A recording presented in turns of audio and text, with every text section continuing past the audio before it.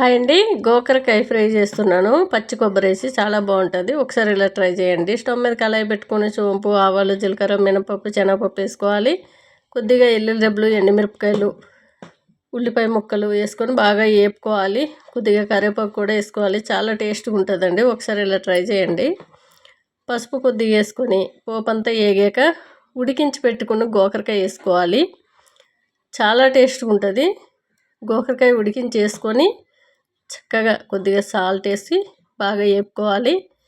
Mixie గిన్నెలో పచ్చి కొబ్బరి, పచ్చిమిర్చి, ఎల్లుల్లి రెబ్బలు వేసి చిల్లపల్ల మిక్సీ పెట్టుకోవాలి. మీరు ఎంత కారం తింటే అన్ని పచ్చిమిర్చిలు వేసుకోవచ్చండి. చాలా బాగుంటుంది. పచ్చి కొబ్బరి తిని వల్ల డ్రై స్కిన్ వాళ్ళకైతే ఎప్పుడూ కూడా స్మూత్గా ఆయిలీగా అవుద్ది. చాలా బాగుంటుంది.